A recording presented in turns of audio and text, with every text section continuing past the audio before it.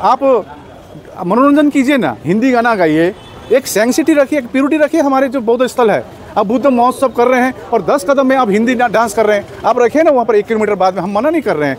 একটা ধর্ম ও ধর্মের মানুষ কতটা হিংসুক, অমানবিক ও আগ্রাসী মনোভাবাপন্ন হতে পারে সেটা আপনারা দেখুন। প্রথমে দেখলেন বোধবিহার, বোধগয়া, কালো রঙের পাথরের, এবং পরে দেখলেন জগন্নাথ মন্দির পাশে তৈরি করা হয়েছে। এটা নিয়ে কোনো আপত্তি নেই যদিও, কিন্তু সমস্যা হলো এই এতটা কাছাকাছি এই মন্দিরে ডিজে বাজানো হয়। যখন বোধগয়ায় প্রার্থনা বলুন বা যাই বলুন, তাদের যে সংস্কৃতি রয়েছে, যার যে কালচার, যাতে আচার আচরণ রয়েছে সেই বোধগয়ার, সেগুলো যখন পালন করা হয় তখন এই জগন্নাথ মন্দিরে ডিজে বাজানো হয়, এমনটা অভিযোগ সেখানকার স্থানীয়দের। বোধগয়া, যেখানে গৌতম বুদ্ধ জ্ঞান লাভ করেছিলেন, সমগ্র পৃথিবীর বুদ্ধিস্ট এবং সাধারণ মানুষের একটা শ্রদ্ধাস্থল, সেই জায়গায় এরকম একটা অশান্তি বাঁধানোর, ঝগড়া বাঁধানোর, দাঙ্গা বাঁধানোর একটা প্রচেষ্টা তারা করে যাচ্ছে।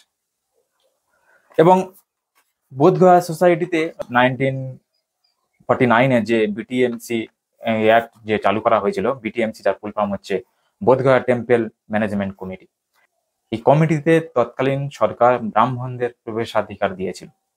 আচ্ছা ভাবুন, কোনো শিখদের ধর্মীয় স্থানে সেখানে কমিটিতে শিখরাই থাকে, কোনো মুসলিমদের ধর্মীয় স্থানে সেখানে মুসলিমরা থাকে, কোনো হিন্দুদের ধর্মীয় স্থানের কমিটিতে সেখানে হিন্দুরা থাকে, কিন্তু বৌদ্ধদের মেন যে বোধগয়া যে স্থান, সেখানেতে কমিটিতে ব্রাহ্মণরা ঢুকে রয়েছে। এটা কতটা অমানবিকতা আপনারা একবার ভাবুন। তো সেই বিটিএমসি অ্যাক্ট খারিজ করার জন্য, বাতিল করার জন্য কয়েকদিন ধরে, 1 সপ্তাহ হয়ে গেল, সেখানে ধর্ণা প্রদর্শন করছে সেখানে বৌদ্ধ ভিক্ষুক এবং সাধারণ মানুষেরা। কি কারণে তারা এই আন্দোলন করছে এটা আপনার জানা একান্ত প্রয়োজন। কেননা আপনি যদি কোনোদিন বোধগয়ার ভিতরে যান, প্রবেশ করেন, সেখানে দেখবেন ভারতের যে বৌদ্ধ ভিক্ষুকরা রয়েছে তাদের অবস্থা খুবই করুণ অবস্থা। সেটা আমি সম্প্রতি সেখানে ভিজিট করে দেখেছি। সেখানে বৌদ্ধ ভিক্ষুকরা খাওয়া পায় না ঠিক মতো, অথচ আপনারা জানেন যে পৃথিবীর বিভিন্ন দেশ থেকে এই বোধগয়াতে বিভিন্ন রকম দান আসে, বড় অঙ্কের দান আসে, কিন্তু সেই দান সাধারণ বৌদ্ধ ভিক্ষুদের কাজে লাগানো হয় না, সেরকম এমন একটা অভিযোগ রয়েছে। সম্প্রতি অশোক দাস, যিনি আরজেডির একজন বিধায়ক, তিনি অভিযোগ করেছেন প্রকাশ্যে এবং প্রমাণও দিয়েছেন যে সেখানে যে ডিএম রয়েছে, এই বোধগয়া আপনারা জানেন কোনো একটা বিশেষ স্থানের বা বিশেষ সংস্থার, বিশেষ যে কোনো জায়গার যে কমিটিতে ডিএম কে রাখা হয়। তো এই ডিএম কে নিজেদের বসে রাখতে ব্রাহ্মণ্যবাদীরা, এই বিটিএমসি কমিটিতে যে ব্রাহ্মণ্যবাদী রয়েছে, তারা 7খানা কাজের লোক রেখে দিয়েছে এই ডিএম এর বাড়িতে, এমনটা অভিযোগ করেছে আরজেডির বিধায়ক অশোক দাস। তাহলে কতটা দুর্নীতি চলছে আপনারা ভাবুন। আর সেখানে বৌদ্ধ ভিক্ষুদেরকে খাওয়া জোটে না, খাওয়া দেওয়া হয় না। আপনারা যদি যান কোনদিন দেখবেন যে কি পরিমাণ ফল সেখানে দান করা হয়, সেই ফলগুলো সেখানে নিরাপত্তা রক্ষী বা অন্যদেরকে দিয়ে দেওয়া হয়, কিন্তু আপনারা দেখবেন বৌদ্ধ ভিক্ষুদের দেওয়া হচ্ছে না।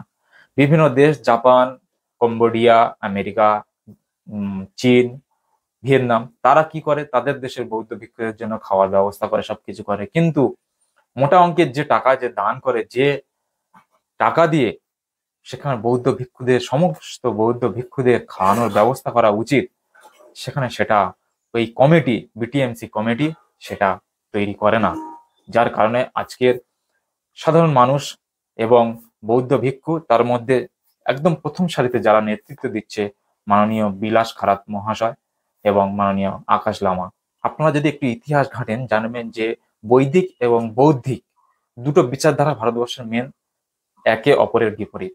সেই বৌদ্ধিক বা বৌদ্ধ বিচারধারাকে ধ্বংস করে দেওয়ার জন্য বৈদিক সমাজের মানুষেরা বারবার শান্তিপ্রিয় বৌদ্ধদের উপর আক্রমণ করেছে।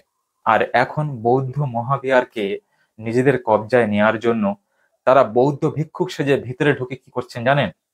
তারা বলছে নমো বুদ্ধায় ওং নমো শিবায়। ভাবতে পারছেন? বৌদ্ধ মহাবিহারে ঢুকে এই রকম আগ্রাসী মনোভাবাপন্ন তারা দেখাচ্ছে। এটা যদি অন্য কোনো ধর্মের ক্ষেত্রে হতো, তারা মেনে নিত, তারা পিঠের চামড়া তুলে দিত, কিন্তু বৌদ্ধরা শান্তিপ্রিয় বলে এবং বৌদ্ধ বিরাসত, বৌদ্ধ সমাজের মানুষ শান্তিপ্রিয় বলে তারা কিছু বলছে না। কিন্তু আজ কিছু মানুষ তাদের এই অন্যায় অত্যাচার সহ্য করতে না পেরে তারা শান্তিপ্রিয়ভাবে, সাংবিধানিকভাবে ধর্ণা প্রদর্শন করছে এবং আমরণ অনশনের তারা সিদ্ধান্ত নিয়েছে, যেটা সম্প্রতি চলছে, আপনারা দেখতে পাচ্ছেন।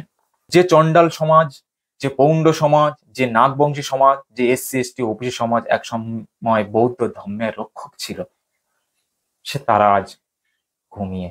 আজ যদি আপনারা নীরব থাকেন, আপনার সংস্কৃতিকে ওরা ধ্বংস করে দেবে। আজ যদি আপনারা নীরব থাকেন, তবে বুদ্ধের সমতা, ন্যায়, শান্তি, সেগুলোকে সব ধ্বংস করে ওরা ব্রাহ্মণ্যবাদ প্রতিষ্ঠা করবে। যদি আজ আপনি নীরব থাকেন, যেমন শঙ্করাচার্য 4 বৌদ্ধ বিহারকে ধ্বংস করে 4 হিন্দুদের ধাম বানিয়েছিল, আজও তেমন বৌদ্ধ গয়ার পরিস্থিতি হবে। যদি আপনারা নীরব থাকেন, অবশ্যই আপনারা মনে রাখবেন যে একটি সমাজকে গোলাম বানানোর জন্য সেই সমাজের সংস্কৃতিকে ধ্বংস করে দেওয়া প্রথম শর্ত হিসাবে বিবেচনা করা হয়।